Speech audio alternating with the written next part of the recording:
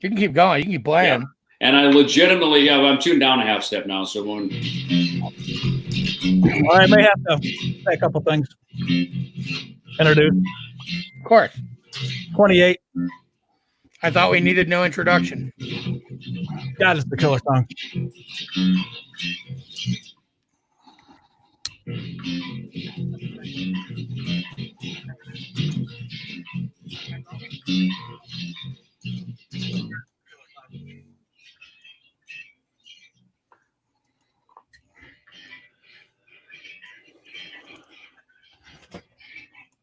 Rock 95, something called Hangar 18 from Megadeth. How you guys doing? What's going on? What's happening?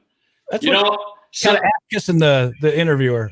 So funny. I would completely unconsciously put this shirt on, which is laying at the top of my black t-shirts pile, which I only have a black t-shirt pile. But and it's funny, I actually just wore this for our webcast, I guess 2 weeks ago, right? When we did our Youth Music Foundation webathon. So I hate to repeat myself, but given the nature of the serendipitous moment, I had to wear it for you. David likes to represent.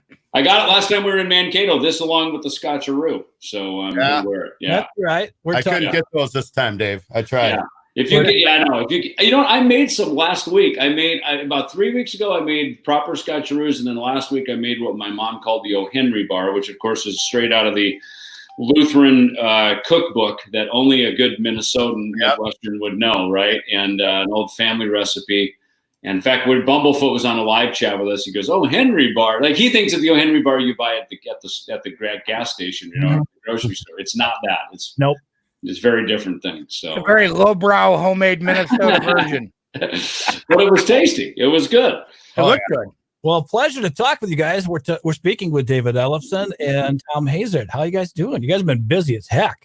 We have been busy. Yeah, and thanks for having us on, man. It was kind of just a random little setup. In fact, we're streaming live across our YouTube and across David Ellefson Facebook as well. So we got a bunch of people. Thom has these random ideas. He'll hit me at night. Literally, I'm about ready to go to bed. He goes, "Hey, dude, we should live stream." So we go on live, and last night we're on for about an hour, and so a lot of our friends are joining us back. People from Angela from Milan and people from all around the world are checking in, and it's kind of one of the fun things in this new pandemic era that we live in is these creative ways that we all connect. Not just talking to you, but now to everybody gets to see and hear us chat from Mankato to Green Bay to Scottsdale, Arizona. And when me and David are in Mankato, we usually live stream like on my phone or David's anyway in the studio. So this is like the next level of that. Now we can interact with people and get questions. It's more fun. Now we can take our questions live from the platform, right, from Facebook and YouTube. So, well, you guys emailed me. Matter of fact, it was middle of the night, and for some reason with this whole work at home thing, I've been I can't sleep. My sleep patterns are all screwed up. So Thom, you and everybody else in the world, right? So you sent me this song. I think it was on Thursday night. This news track called "Simple Truth," and then David responded to that email. I'm like, well, now I got to check it out. There's like 12 o'clock. I'm like, I really should be sleeping, but I can't anyway. I'm like, well, I might as well listen to this song. Right. I'm like, well, God dang, this is fantastic. Tell me about this track and how this kind of came together for you guys.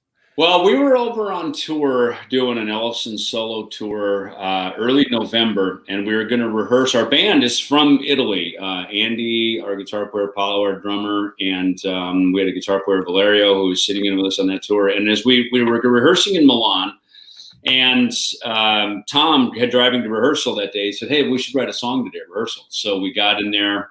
Thom and I were a little jet lagged, but I picked up my bass, plugged in, started riffing, just a.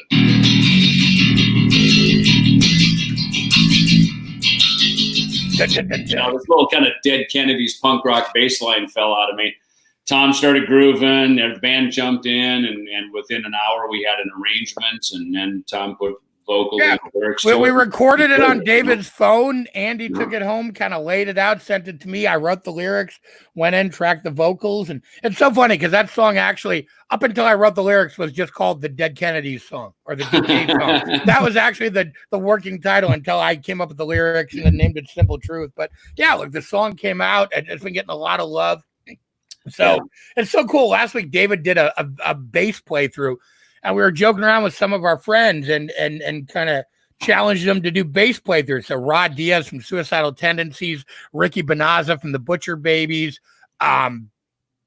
Jeff Buhner from the Loyal Order. A bunch of our friends started doing bass playthroughs of the song. And now one of our bands, the singer from They Might Be Zombies, actually asked me the other day, he's like, dude, I want to do a vocal playthrough, like a vocal cover of it. So we sent him the audio without my vocals. So people are starting to do guitar playthroughs and vocal playthroughs. And it's just taking on this whole crazy thing. It's awesome. That's the best way to write sometimes, though, I think. Yeah, totally. It is. Usually you just kind of come in and just fire it off, and I think the cool thing about it is we had the song pretty much done and recorded. I think probably by about the end of the year, and then Megadeth, we went over to Europe with Five Finger Death Punch and Bad Wolves, and we did January and February over there. Our last show was in Sofia, Bulgaria, on the 23rd of February. Came back home, and it wasn't too long. By mid-March, everything was shutting down.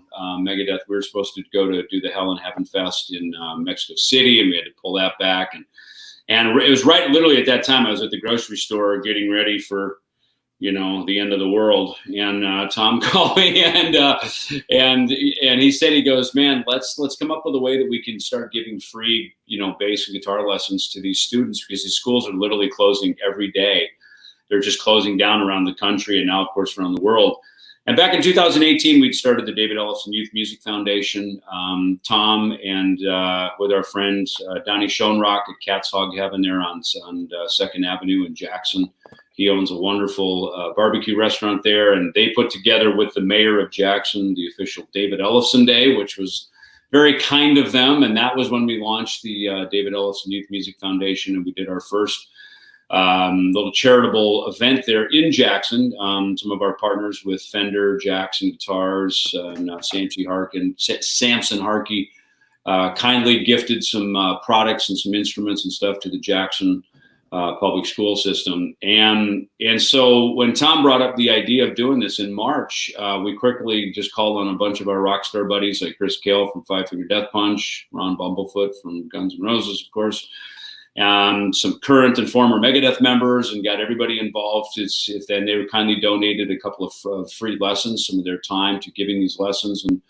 And then Thom came up with the idea to do a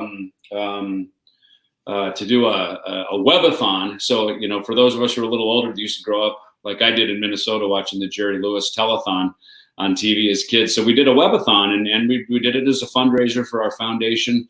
Because what we started to realize is not only do kids all around the world now need lessons and to stay engaged with music and stay engaged with creativity during this time of this sort of global shutdown, but a lot of our friends are out of work too. And by doing the fundraiser through our foundation, we're able to raise funds so that we can employ some of our friends who there's a lot of tours, recording sessions, and everything are just being canceled and postponed. So a lot of our friends are out of work right now. So through our foundation, we're able to give some employment to some of our friends as well, and try to keep our music industry alive during this very strange time we're in. Well, God, hats off to you guys for even thinking about doing something like that. I mean, the reaction from the students has got to be something that feels great. It's been amazing. I mean, look, when we announced it, I mean, literally, we had and we have to give it, first off, a huge shout out to the Grammy Music Education Coalition who supported us in this and been a partner, and such a wonderful organization, such wonderful people. But yeah, when we announced it, I mean, we had literally 500 applications in the first day. Now it's probably about 5,000. And, now we've had Shure agreed today to give us, 1058 SM58 microphones, and Jackson's giving us some guitars, and Hartke and Samson agreed to give us some stuff.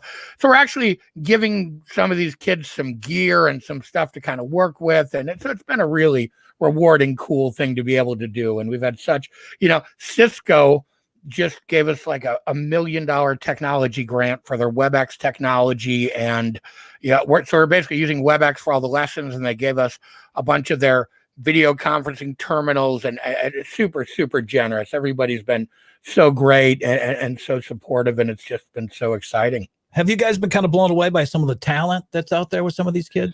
It's unbelievable. I kicked off, last week is when we really got everything moving forward after we did the fundraising efforts and stuff. And it's like, I did lessons just last week alone in the Netherlands, Uzbekistan, Argentina, and also in Wisconsin and Texas. So, I mean, I had, and varying degrees. And it's so funny. I can't believe how good young musicians are. And maybe it's because we have YouTube. I know my daughter, she taught herself how to play guitar on YouTube. And, you know, we had these things. And I always say, look, if as a young lad growing up in, you know, in Jackson, Minnesota, if I could have got Angus Young or Gene Simmons or Geddy Lee to come through the video just like this and give a lesson to me, I'd like die and go to heavy metal heaven at age 13, you know? So that's part of it. A lot of it is just the inspiration, you know, is because let's face it, part of what we do, there's a little bit of a hero aspect in our celebrity. And I figure, you know, if the celebrity is only used for us to just build more swimming pools and bigger houses, then it's pretty selfish. But if we can use that to spread goodwill and, again, keeping people creatively engaged, and Thom and I, we've always been about the next generation of musicians and the next generation, because, you know, there will come a day when we leave the planet. And as I've seen with Megadeth and now the stuff Thom and I are doing, we're inspiring other people to come up with their own music. And ultimately that, to me, is the ultimate legacy, is leaving something behind for the next generation to make their mark and leave their legacy as well. Another thing I think is cool is with this new track that you have, Simple Truth, is you're helping out the Italian Red Cross too. Tell me about that. Yeah, you know, it's funny. I was out riding my bicycle, because here where I'm at in Scottsdale, you know, we kind of naturally have some social distancing right here where I live, which is nice. So I was out riding my bike, and all this stuff was just brewing every day. Thom and I are calling each other several times a day, as we do anyway, with ideas. And I just pulled over. I said, Thom, you know what? Let's just take this song. We were going to put it out anyway, because Thom and I were supposed to be going to Japan and Australia in May for a solo tour with our friend Chris Poland, formerly Megadeth.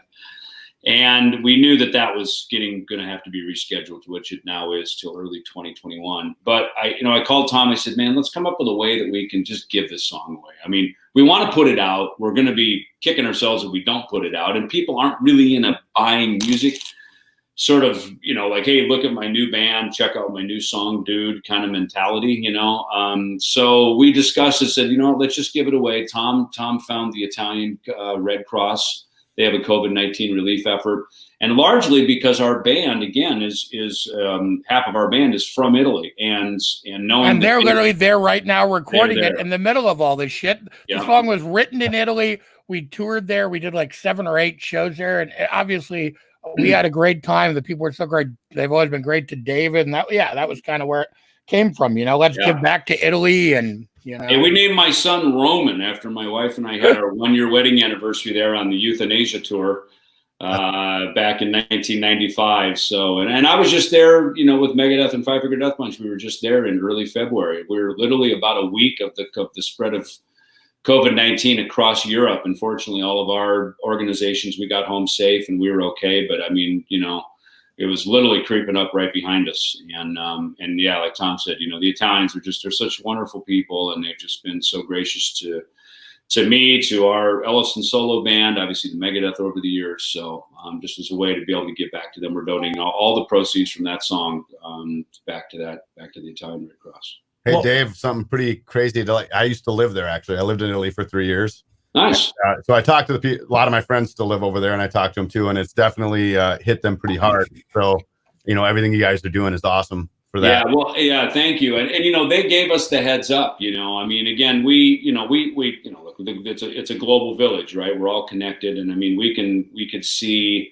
In our industry, obviously, it's very small. The touring business, you know, we know friends all around the world. So we've got friends in Asia that kind of were getting us hip to like, hey, this is serious. And then by the time it hit Europe, it got really serious. And the Italians told us in America, they said, do not take this lightly. Like, take this seriously. This is a real thing. You know, this is a real thing. So, you know, we can thank the Italians, despite them being hit hard. You know, they were a good neighbor to us to say, hey, like, get ahead of this, you know. So very good people, very good people.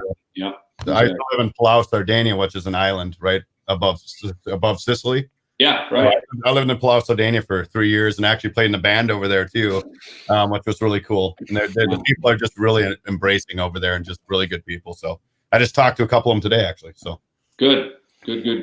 Yeah, we love Italy. And this track, certainly has some killer bass lines, but the guitar playing that Andy has in this thing, Jesus. Oh, isn't he great? Here's a funny thing with Andy, and Andy is a vice president of a music school over there in Verona, and we actually did one of our solo shows that he helped arrange at the school. And the musicians, Paulo, our drummer, who is just one of my favorite drummers. I mean, I got him to play with a lot of great drummers, and Paulo there's something about his feel. In fact, when we first jammed together, I was over there just doing a little solo bass story thing back, I think in 2018. And we were just going to play, we just started playing some covers. We started playing Iron Maiden, Wrathchild. And as soon as he started playing, the Clive Burr drum part, I thought I was playing with Clive Burr. I turned around and I did a double take. I'm like, are you kidding me? And so I heard about that for 2 years afterwards. Every time the drummer in Italy plays just like Clive Burr. And Clive Burr from Iron Maiden being one of my favorite, drummers growing up as a teenager. And so, but yeah, so, and Paulo, as well as a schooled musician, these guys have a great rock and roll heart, but they're educated. They're educated musicians. And I think they've really helped elevate everything that we do in our band. And just to, we've kind of deemed Andy our musical director. Like Thom and I will come up with ideas. We send it over to Andy in an email, and then he makes it become a reality. Yeah. He's like our Keebler elf. We dream up a cookie and he actually makes it happen, and it tastes good when it comes out. Well, I tell you what, one of the other things that stands out, and even the solo album that you put out, was that last August? Right? Yeah, July. July-ish, yeah. Whatever. The production on it is fantastic. I like how clean it sounds. And rather than being over compressed, some of the stuff I get is releases from different bands and stuff. There's a little crunch sound to it. I don't get that with the stuff from you guys. It's really clean sounding. Well, yeah, thank you for that. And yeah, and it's interesting. Andy brought in another friend of his, Ellefson, who's also a musician and artist in his own right, and he's got a fantastic studio up in the Wembley area of London, literally like a block from the Wembley Arena we just played at back in January. And Wembley's a great area. I mean, I remember years ago it seemed a little, it wasn't as developed. Now it's like Scottsdale or something up there, But so we got like this great little supply chain that we have, where Thom and I come up with an idea, we send it to Andy, gets Paulo to play drums on it, and we send it to Ellefson. He mixes it, sends it back, and basically it ends up in Mankato as Simple Truth. So it's I feel like even now adding Ellefson into it has added another level. Yeah. And Thom has a friend over there in Madison, Matt, who's got that's the other cool thing. Yeah, so my buddy Matt LaPlante, who I totally I've been kind of flying to Phoenix to track my vocals. That's where we did Simple Truth with Richard Easterling at Platinum Underground Studios that our buddy John Aquilino owns. But obviously I can't go to Phoenix. So, a week or two I remembered my friend Matt LaPlante, who did like a bunch of the Non-Point records and Skindred and Sixth and Flaw and Soil. He used to live in Florida, and now he has his studio in Madison, 2 hours away from me. So I hit him up last week. I'm like, hey, can I come do some vocals? So I went down this weekend. We just tracked like 4 of the songs, and it's amazing. What an amazing process. And Matt did like Bullet with a Name. You know what I mean? Some of my like favorite vocal songs, like he recorded the vocals. So, I mean, it's really, I'm so excited to, we just keep adding different pieces into this process of making this record. And this pandemic and the lockdown has made we had to kind of pivot, and we had to adjust, and we had to kind of just figure out new ways. Dave's been tracking his bass at home, on GarageBand. You know what I mean? It's like I love GarageBand. I'm like a simple guy. Don't confuse me too much. It's like, it's funny. Years ago in the 90s, I always wanted to have a big studio. Of course, that was back in the day of the big multi-million-dollar studios that we'd go in and we'd make Megadeth records and stuff.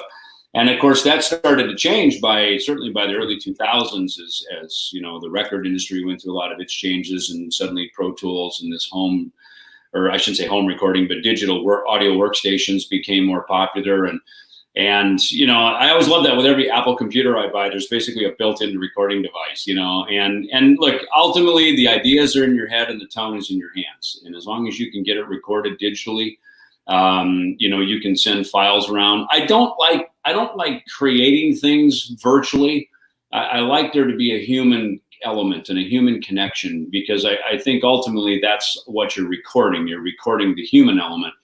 But the availability of to be able to send things around to different people and and sort of complete the process like that through this digital thing is we're lucky we have this right now, because otherwise there'd be a lot of musicians. I think we'd be losing our minds if we weren't able to create and make records and keep our creative process moving forward right now. Will you guys be releasing this newer stuff on another EP or album later on this year or summer? Or what's the plan? Well, there is an EP up on Bandcamp right now, and then Thom, I'll let you speak to the rest of it. Yeah, so there's an EP on Bandcamp now, which is basically just Simple Truth, and then actually we did a live acoustic version of Simple Truth that's really cool. The video's got like 50,000 views or something already during one of our live streams. We actually kind of did it for that, and so the EP is that. And then the acoustic version, and then Simple Truth, and then the Max Norman mix of Vultures off of Sleeping Giants, and then live versions of If You Were God and Vultures that we recorded, you guessed it, in Italy.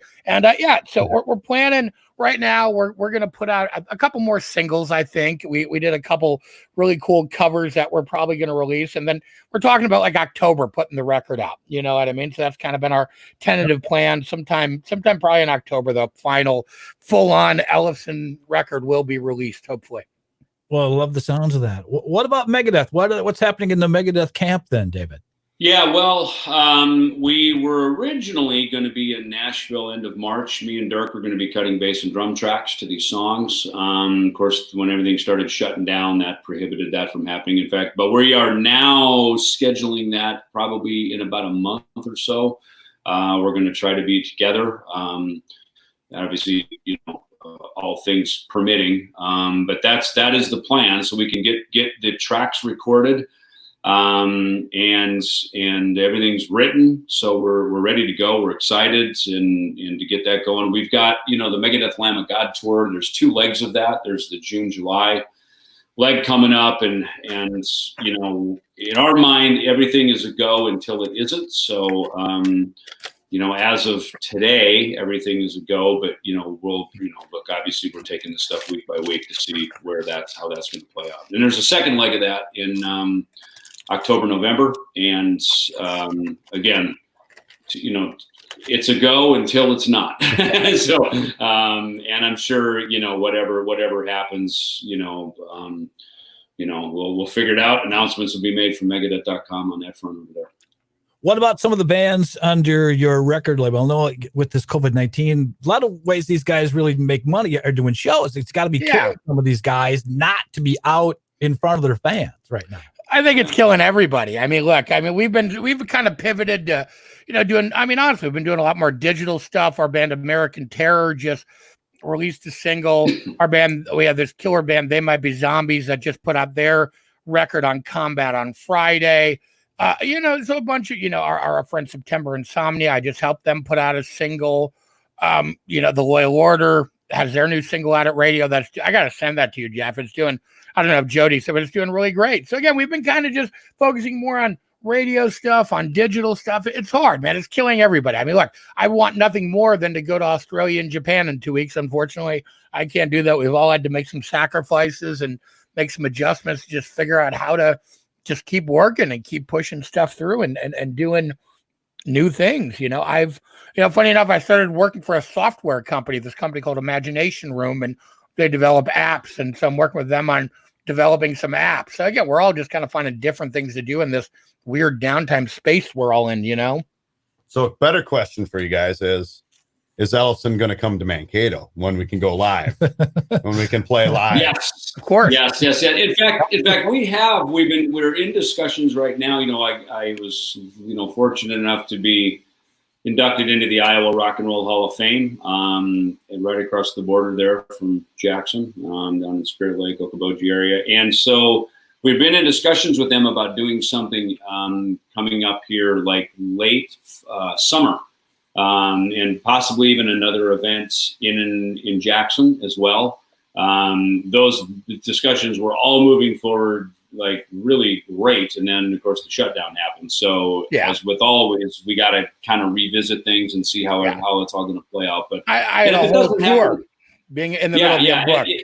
We did, and appearance at a couple of the horror cons. I started doing some Comic-Con conventions and stuff, about 10 years ago, and of course, the HorrorCon stuff works better, I think, probably better with the metal crowd, But But at the same time, again, everything's kind of up in the air, but we do have a timeline of some stuff, August, September, that we didn't announce yet. We kind of only announced it, I guess, probably here right now. I'm talking to you guys about it, just because it's in the area. But, again, I hate to say weather permitting, but,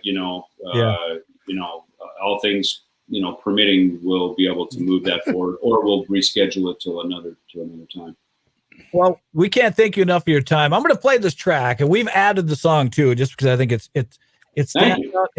what I like about it. Lots of different things, like some really killer guitar work and stuff. But it's got a little different sound than some of the other things that have been released to rock radio over the last several months. There's a lot of safe stuff that has been released and slower stuff in the ballads, which we get, it seems like, every winter. But now this comes out, and like, this has something. This has got a little different, back to. It's not so safe anymore with this song, so I really like the sound of this track. And Thom vocals are amazing too. I love vocals. Vocals are great, and I saw you were using Vocal Zone too. Those are awesome. I love Vocal Zone. Yeah. We're a big proponent. Well, when Thom's in the house, it's never safe. So. None of you are safe. Well, guys, thank you very much for your time. We're going to play this track. Well, if anybody wants to request it anytime, we'll play it. Then again, thank you guys so much, and hopefully we'll see you down the road or sometime, maybe in Minnesota.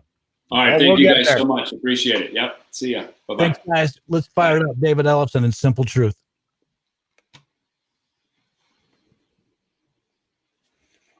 I'm gonna keep streaming just so I can rock out to Simple Truth. I can't hear it though. Can't hear it. Oh, sorry. Play it, David. Play it. We'll let it play over. So anyway, all right, guys. Thanks. Thank you. Guys.